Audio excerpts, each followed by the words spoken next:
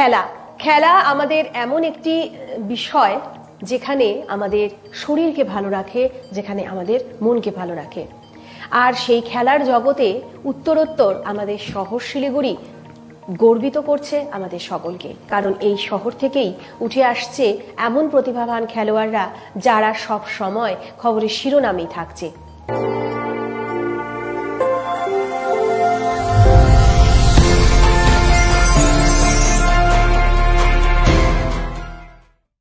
আজ আমরা খবর সময় স্টুডিওতে এমন একজনকে পেয়ে গিয়েছি, সেও কিন্তু শিলিগুড়ির বাসিন্দা এবং সেও মুখ উজ্জ্বল করেছে আমাদের শহর শিলিগুড়ির।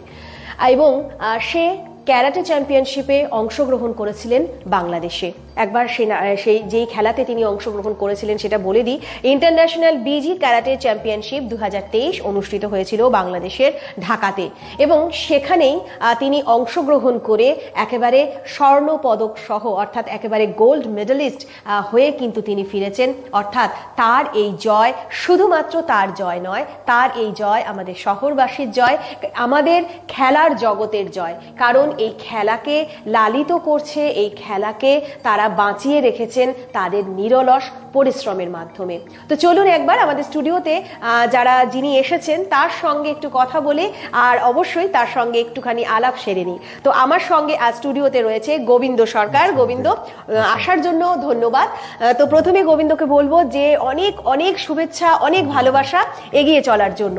তো প্রথমে গোবিন্দ জিজ্ঞাসা করব যে এই যে চ্যাম্পিয়নশিপ অনুষ্ঠিত হয়েছিল, এটা কবে অনুষ্ঠিত হয়েছিল? এটা গেমটা 27 থেকে 31 তারিখ আমাদের 29 তারিখ গেমটা ছিল আমাদের। আচ্ছা, এটা তুমি কিভাবে চান্স পেলে, মানে সুযোগটা কিভাবে আসলো? প্রথম ন্যাশনাল খেলা ছিল আমাদের পোলোয়াতে, ওখানে যা গোল পেয়েছিল ওরা একমাত্র চান্স পেয়েছে ঢাকাতে খেলার জন্য।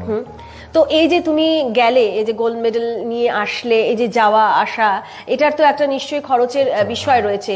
তো সেটাকে কি করে ম্যানেজ হলো? ম্যানেজ বলতে এটা বেশিরভাগ নিজস্ব ইস্যুতে বলা হয়, আর আমার এক কোম্পানি আমাকে স্পন্সর করে আমাকে, সব মিলিয়ে নিজের থেকে। তো আজকে যদি বলা যায়, একবার আমি একটুখানি বলবো যে আমাদের সেই পদকটিকে একটু এগিয়ে নিয়ে আসতে, এই সেই পদক, এবং এটাই সে জয় করেছে।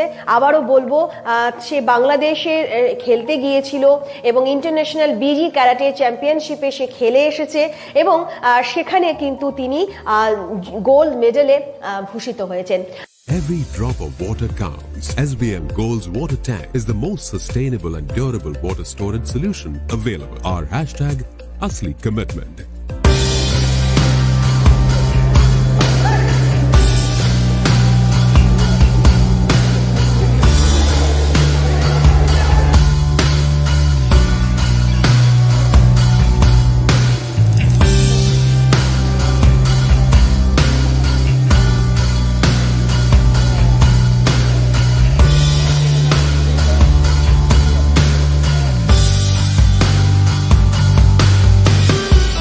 কি কি প্রতিকূলতা এসেছে এই খেলাকে বাঁচিয়ে রাখতে, বা এই এত দূর পথ চলতে গিয়ে? দিদি, খেলা মানে হলো কষ্ট।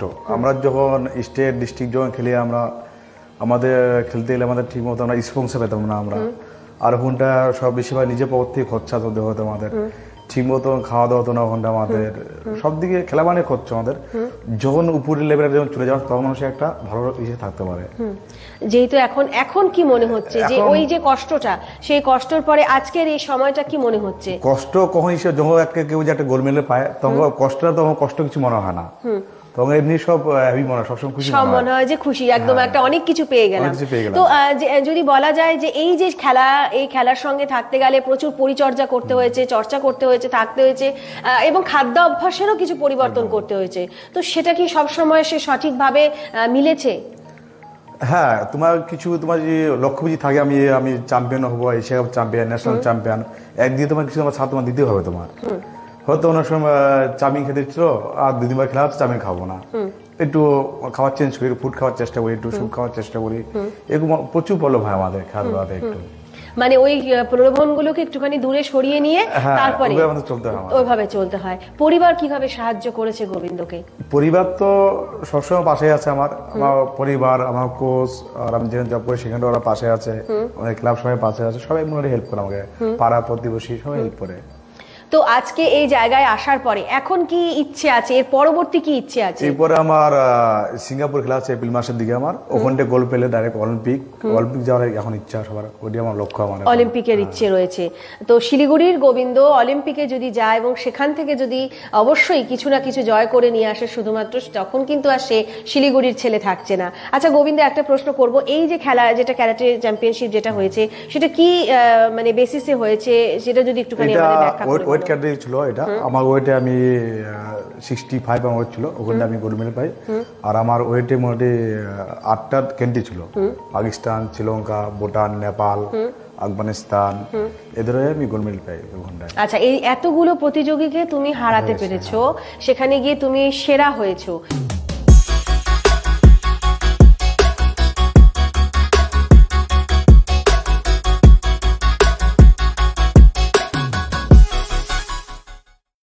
এই যে খেলার জন্য যে এখন এই জায়গাটায় পৌঁছেছো, তো এটার মানে অনুপ্রেরণা কে? মানে ছোটবেলার থেকে কি তোমার খেলতে ভালো লাগতো? হ্যাঁ, ছোট থেকে আমার খেলা খুব ভালো লাগতো। এটা আমার অনুপ্রেরণা বলতে আমার মা বাবা আছে, আর সত্যি বড় আমার কোচের নাম নীরব মন্ডল। উনি আমাকে সকাল বিকাল 2 টাইমে প্র্যাকটিস করে আমার কাছ থেকে, কোনদিন আমার 1 পয়সা কোনো ফিস নেয় আজ পর্যন্ত। আমাকে কোচ আমার খুব হেল্প করে, আমাদের ক্লাব, আমার ক্লাব, ওনারাও খুব হেল্প করে।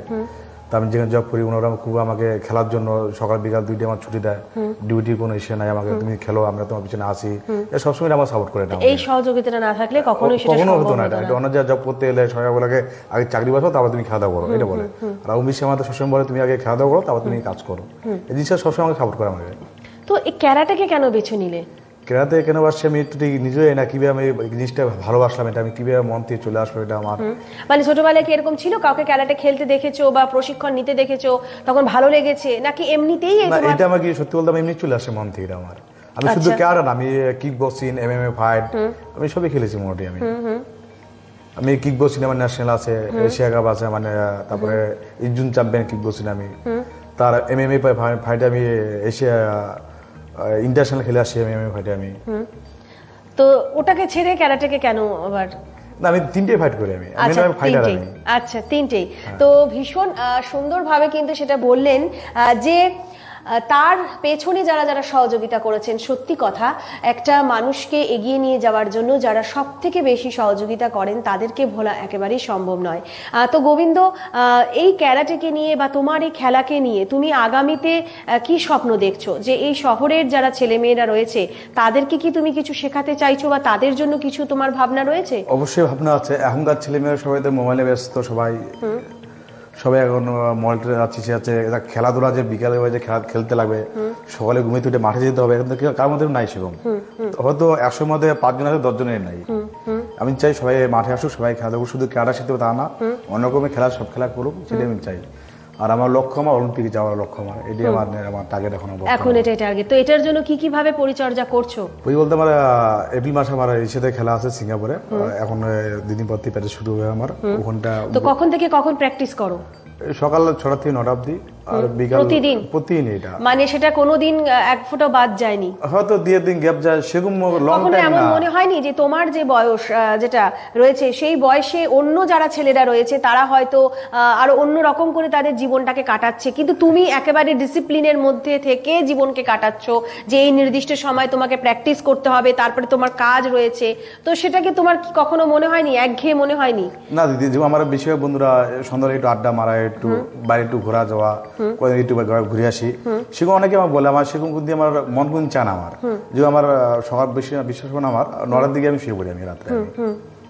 মানে আমার সকালে 6টা আমার উঠতে হবে, এই জন্য সকাল 9টায় শুতে লাগে আমার। হ্যাঁ, তো ভীষণ সুন্দরভাবে কথাটা বললো যে সত্যি তো এখনকার প্রচুর যারা ইয়াং জেনারেশন রয়েছে তারা হয়তো একটু ঘুরতে, একটু আড্ডা দিতে বা কোথাও যে কোনো একটা কিছুর মধ্যে এঙ্গেজ থাকতে তারা পছন্দ করে, বা হয়তো হাতের মুঠো ফোনের মধ্যে। কিন্তু গোবিন্দ একেবারে এখনো পর্যন্ত রাত্রিবেলা 9টায় কেন ঘুমিয়ে পড়ে? কারণ পরের দিন সকালে তাকে প্র্যাকটিসে বেরোতে হবে এবং ভোর 6টার থেকে তার সেই প্র্যাকটিস শুরু হয়। সত্যি গোবিন্দর অফ ক্যামেরা অনেক গল্প আমরা জানি, কারণ গোবিন্দ অনেক আর্থিক অনটনের মধ্য দিয়ে আজকে এই জায়গায় এসে দাঁড়িয়েছে। একটা সময় গোবিন্দর এমনও দিন হয়েছে যেই সময় তার খেলার জন্য যে উপযুক্ত খাবার তার শরীরের জন্য প্রয়োজন ছিল সেটাও সেইভাবে সে জোগাড় করতে পারতো না, কিন্তু আজকে গোবিন্দ সেই পথেই এগিয়ে রয়েছে। তার যে টার্গেট অর্থাৎ তার যে ইচ্ছে, তার যে স্বপ্ন, সেই স্বপ্ন থেকে কিন্তু এক পাও পিছিয়ে যায়নি এবং আগামীতে সে স্বপ্ন দেখছে অলিম্পিক জয়ের। হ্যাঁ, একদিন গোবিন্দ সরকার নিশ্চয়ই অলিম্পিক জয় করবে এবং আমাদেরও দৃঢ় বিশ্বাস রয়েছে তার উপরে। আচ্ছা, আমি যেটা বললাম যে অলিম্পিকের একটা ভাবনা তো রয়েছে, ইচ্ছা তো রয়েছে, কিন্তু এই যে জগৎ, খেলার জগতে আরো ছোট ছোট ছেলে মেয়েরা যাতে আসুক, তার জন্য কি কোনো রকম কিছু ভাবনা গোবিন্দর তরফ থেকে রয়েছে? ভাবনা কি দিদি বলতো, কারণ মন যদি তুমি না চায় মাঠে আসা, কেউ তো মাঠে নিয়ে আসতে পারবে না। এখন কেউ যদি চায় আমি জিনিসটা ভালোবাসে আসবো, তাহলে ওরা আসতে পারবে এখানটায়, তাই না? মানে তুমি চাইছো যে যারা সবাই আসুক, জিনিসটাকে ভালোবাসুক, ভালোবেসে মাঠে আসুক। শুধু ক্যারাটে না, বক্সিং আছে, ক্যারাটে আছে, কিক বক্সিং আছে, ক্রিকেট আছে, ফুটবল আসুক, সবাই খেলাধুলা করুক, এটাই আমি চাই। আমি অন্যদিকে না যে খেলাধুলা বলে সবাই মনটাও ভালো থাকে, সবার মেন্টালি সবসময় ভালো থাকে, এটা মানে বাজে নেশার দিকে যাবে না, চাই সবাই খেলাধুলা করুক, সেটাই আমার ইচ্ছা। খেলার জগতে যারাই রয়েছেন তাদের মুখের থেকে কিন্তু এই কথাটা একেবারে শোনা গিয়েছে যে খেলার জগৎটা এমন জগৎ যেখানে শরীর মন দুটোকেই ভালো রাখে, তার পাশাপাশি যে কোনো রকম নেশা থেকেও কিন্তু এই নবীন প্রজন্মকে বা বর্তমান প্রজন্মকে অনেকটাই দূরে সরিয়ে রাখা যায়। আর তাই গোবিন্দও কিন্তু সেটাই চাইছেন যে প্রচুর প্রচুর ছেলেমেয়েরা খেলার মাঠে ফিরুক, খেলতে আসুক। সত্যি তো, আমরা যদি পুরোনো দিনের কথা একটুখানি ভেবে দেখি, বিকেল হলেই কতক্ষণে 4টে বাজবে আর আমাদের মাঠে ছুটতে হবে, কারণ মাঠটা আমাদের ডাকছে, এরকম দিন আমরা কাটিয়েছি। কিন্তু এখনকার ছেলেমেয়েরা সেই সবুজ মাঠ দেখতেই পায় না।